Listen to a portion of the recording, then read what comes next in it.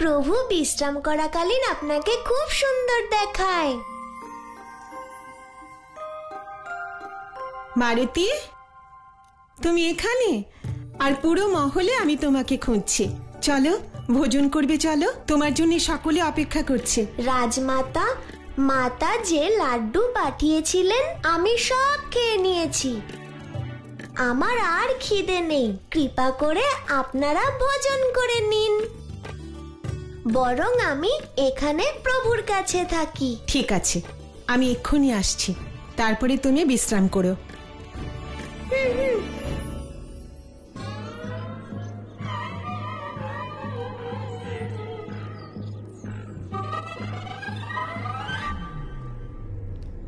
বিধাতা আদেশ দিয়েছেন যে এই ভস্মকে এমন ভাবে ছড়িয়ে দিতে হবে যাতে এক কণাও মাটিতে না পড়ে। হে মারিচ, আমার প্রিয় ভ্রাতা, আপনার মায়া দিয়ে এই ভস্মকে এমন ভাবে ওড়ান অনন্তকাল যেন মহাকাশে উড়ে বেড়ায়।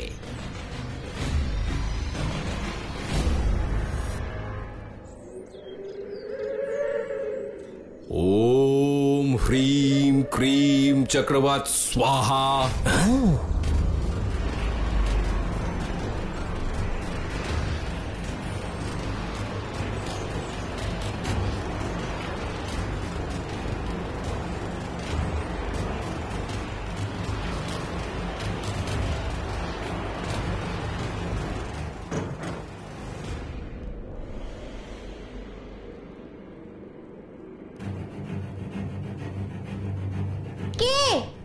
কে ওখানে?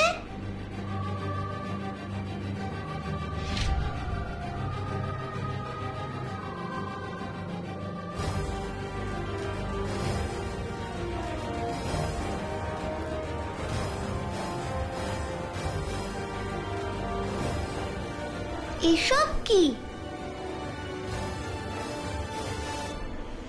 প্রভু,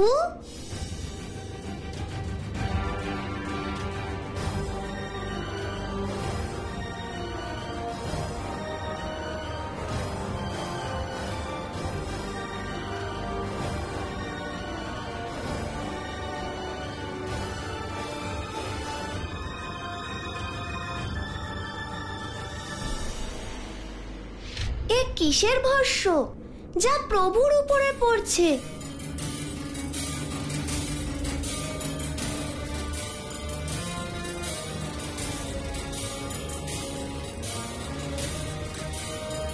প্রভু, প্রভু, এ কেমন লীলা? দেবী বেদবতীর ভস্ম অযোধ্যায়, প্রভু শ্রীরামের কাছে। দেবী, ভক্ত যখন ভগবানের মধ্যে সম্পূর্ণ বিলীন হয়ে যায় তখন জীবন মৃত্যুর সীমা অতিক্রম করে, এক প্রকার ভ্রাম্যমান হয়ে যায়।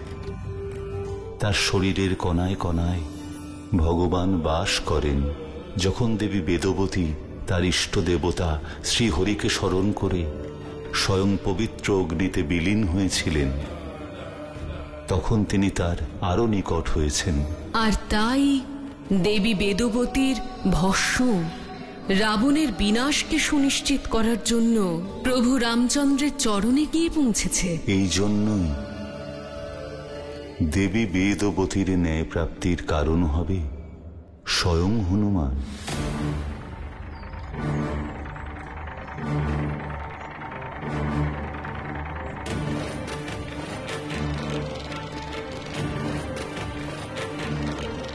আশ্চর্য, এ ভস্ম তো সম্পূর্ণ আকাশে ছড়িয়ে আছে। এমন শুভ মুহূর্তে এমন অনিষ্টকারী দৃশ্য। আমার প্রভুর সাথে এর কোনো সম্পর্ক নেই তো? হনুমান?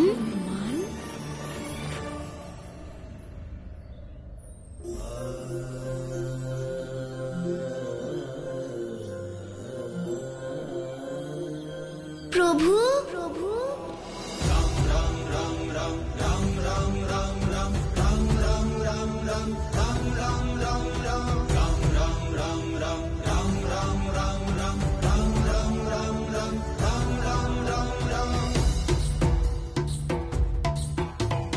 রাম নাম লভিল যে হনুমান, পবিত্র মনে জপে সে দিনমান। রাম রাম রাম রাম রাম রাম রাম রাম রাম রাম রাম রাম রাম। তুমি ঠিকই ভাবছো হনুমান।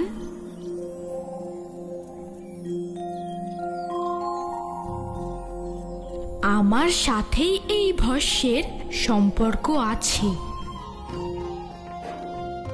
কেমন করে প্রভু? ধরে নাও যে এ হলো আমার এক ভক্তের সঙ্গে অধর্মের পরিণাম। তাই যদি হয় আমাকে আদেশ করুন প্রভু। এই অধর্ম যে করেছে তার সর্বনাশ করব আমি।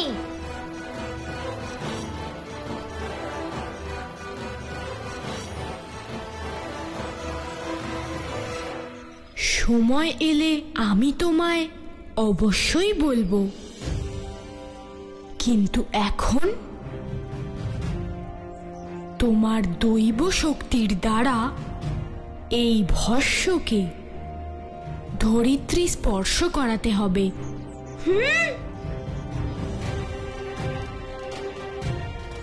আর তাকে সুরক্ষিত করতে হবে। যথা আজ্ঞা প্রভু।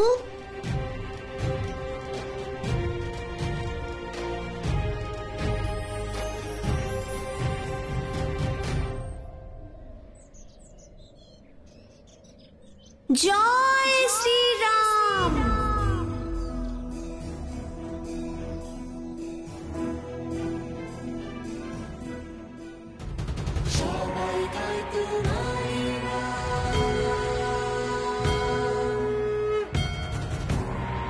তুমি সংকট মোচন জয় হনুমান, যুগে যুগে কালে কালে সকলে গায় তোমার যশগান। সংকট মোচন জয় হনুমান।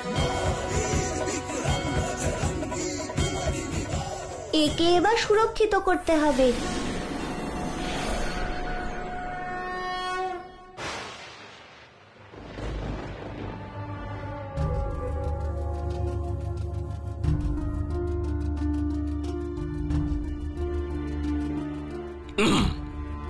মহারাজ, জমদূত খুঁজে পাবে না।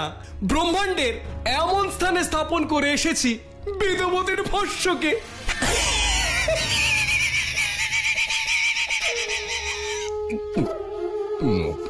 আমি না, ভ্রাতা মারিচ। হ্যাঁ, আমার কত মায়াবী শক্তি তা তো আপনি জানেনই। নিশ্চয়ই বহু দূরে।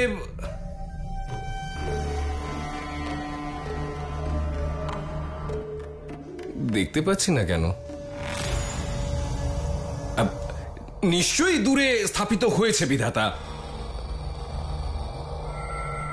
জ্বালিয়ে দাও।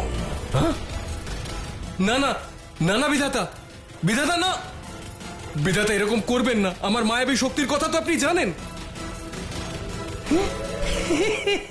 নিশ্চয়ই স্থাপিত হয়েছে। আপনি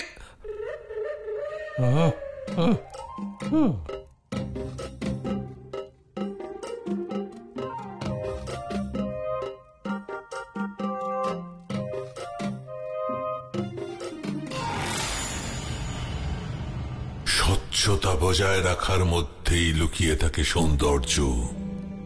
আর বিধাতা রাবণ সৌন্দর্যের পূজারী। প্রত্যেক বস্তুর স্থান আর স্থিতি নির্দিষ্ট হওয়া উচিত। আজ্ঞে। পুত্র লঙ্কেশ, এখানে এসো। হে ধরিত্রী মাতা, কৃপা করে দর্শন দিন।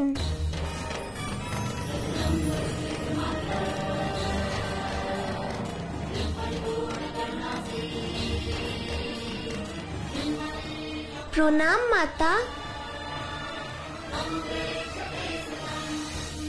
পুত্র হনুমান, বলো কেন স্মরণ করলে আমায়? মাতা, প্রভু আদেশ করেছেন এই ভস্য আপনার কাছে সুরক্ষিত রাখতে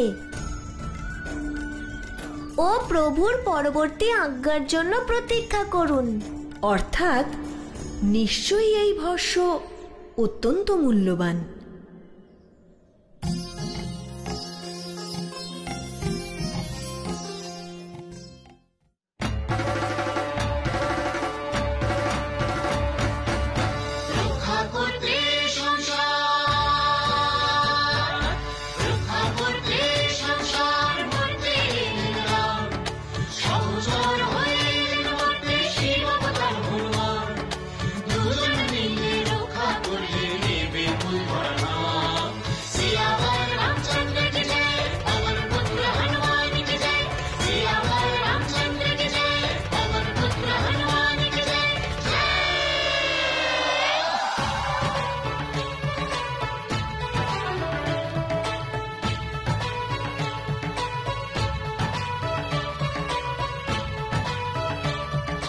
কেশরী অঞ্জনী করেন পুত্র লাভ কঠিন তপবলে, ছোট্ট মারুতি করে না যে হাল তার দুষ্টুমির ছলে। ধন্যবাদ মাতা।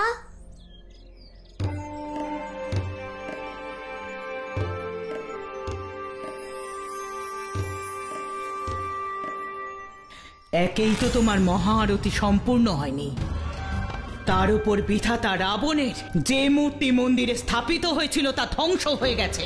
শুধু তাই নয়, সে স্থানে বিষ্ণুর প্রতিমা পুনঃ স্থাপিত হয়েছে। যখন ভক্তই থাকবে না তখন এই বিষ্ণু মূর্তির পূজা করবে কি? অর্থাৎ আমি এই সংসারের সবচেয়ে বড় বিষ্ণু ভক্ত বেদবতীকে নিধন করেছি। আর তাছাড়াও বিষ্ণুর ভক্তিতে সেইরূপ শক্তি নেই যে বিধাতা রাবণের রোষের সম্মুখীন হয়। আর এই দুর্বল ভক্ত শুধুমাত্র অভিশাপ দিতে জানে মাতা। আমি ঋষি কুশধ্বজের পুত্রী বেদবতী তোকে অভিশাপ দিচ্ছি। তোকে যে সংহার করবে এই সংসারে তার জন্ম হয়ে গেছে, আর আমি তার সঙ্গিনী হয়ে আগামী জন্মে তোর মৃত্যুর কারণ হব।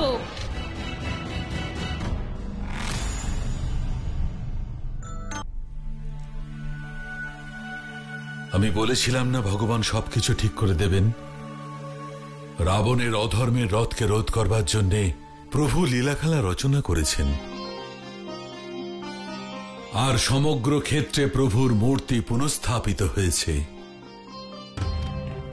ভক্তরা পূজা অর্চনাও শুরু করে দিয়েছেন মহারাজ। এ কথা শুনে আমারও খুব আনন্দ হচ্ছে গুরুদেব। আমার মনে হচ্ছে যেন প্রভু স্বয়ং ধরিত্রীতে বিরাজমান। তা হতেই পারে দেবী, ভগবানের আবির্ভাবের আভাস ভক্ত পেতেই পারেন। যদি এমন হয় যে আমরা স্বয়ং ওনার দর্শন করতে পারি, আর প্রভুর সাথে সাথে সেই পুত্রের দর্শনও যদি পাই যে আমাদের ভুলেই গিয়েছে, আমরা তো ধন্যই হয়ে যাব স্বামী। মহারাজ, মহারাজ, অযোধ্যা থেকে পত্র এসেছে। নাও, তুমি ওকে স্মরণ করছিলে আর ওর সংবাদ এসে উপস্থিত।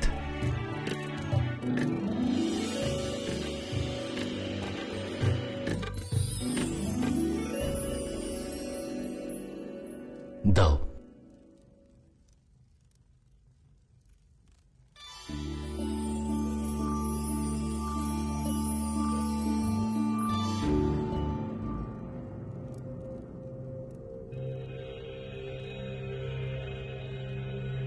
কি হয়েছে স্বামী?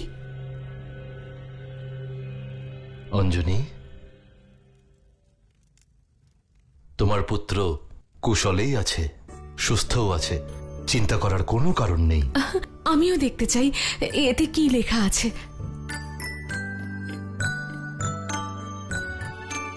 প্রণাম মাতা। মাতা, আমি খুব আনন্দে আছি। এখানে সবকিছু কুশল মঙ্গল।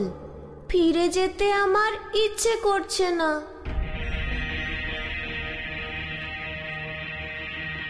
পিতার মতো আপনিও আমার চিন্তা করা ছেড়ে দিন। শুধু এটুকু বলতে পারি মাতা, আমার প্রভুকে আমি পেয়েছি।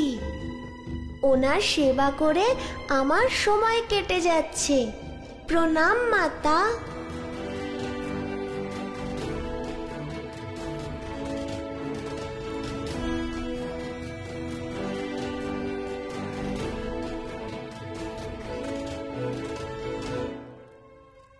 স্বামী, আমি আজই অযোধ্যার উদ্দেশ্যে রওনা হব।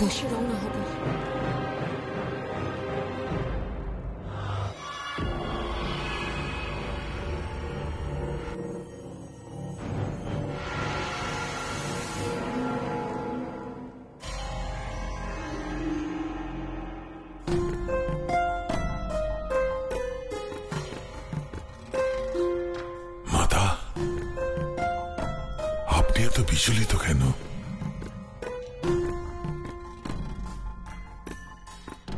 এই অভিশাপকে এত সরলভাবে নিও না পুত্র।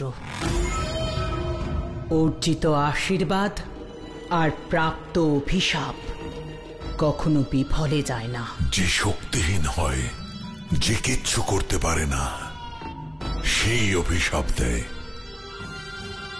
যা দশানন রাবণের কোনো ক্ষতি করতে পারবে না। আজ তুমি ক্ষমতার শিখরে, সেই কারণেই হয়তো এই অভিশাপের গুরুত্ব তুমি বুঝছ না। কিন্তু স্মরণে রেখো, সময় আর কালের ঊর্ধ্বে থাকে অভিশাপ। রঘুবংশ থেকে একটি অভিশাপ তুমি পূর্বেই পেয়েছ, যখন বিশ্ববিজয়ের উদ্দেশ্যে তুমি ওখানে পৌঁছেছিলে।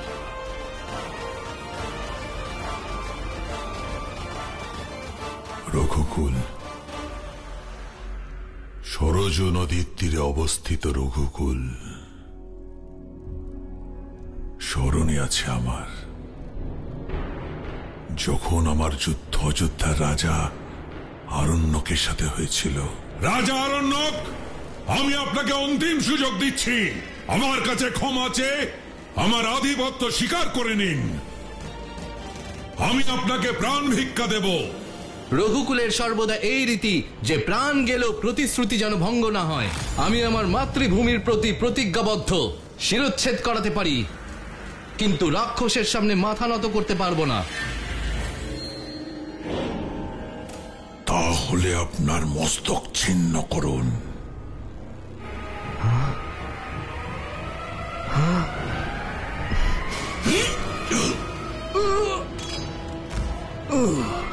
তুমি আমায় ছলনা করে হত্যা করেছো রাবণ।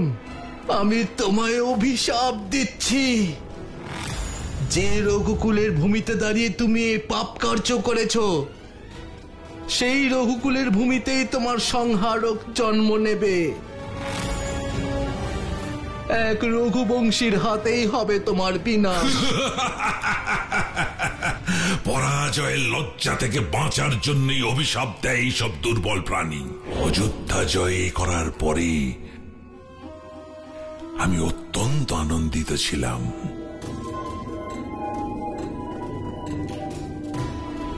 আমি দুঃখিত পুত্র, এই মুহূর্তে তোমার অযোধ্যার ওপর আধিপত্য নেই।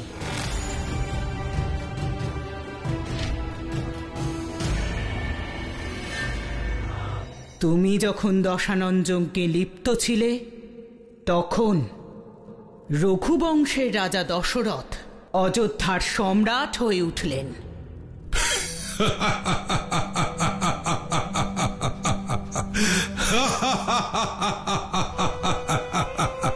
তুমি হাসছো? আপনি এমন এক শুভ সংবাদ দিলেন আমায়। এই হলো উপযুক্ত সময় বিধাতা রাবণের আধিপত্য বিস্তার করার। আমি অযোধ্যা যাব।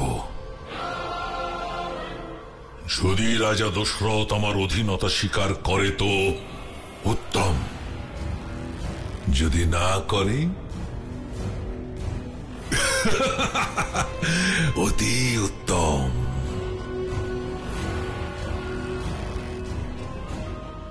কারণ যুদ্ধক্ষেত্রে রাজা দশরথের আমি এমন অবস্থা করব যাতে কোনো চক্রবর্তী সম্রাট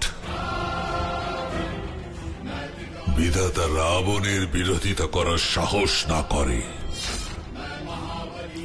এবার দেখি রঘুকুলে কে আছে বিধাতা রাবণের মৃত্যুদাতা।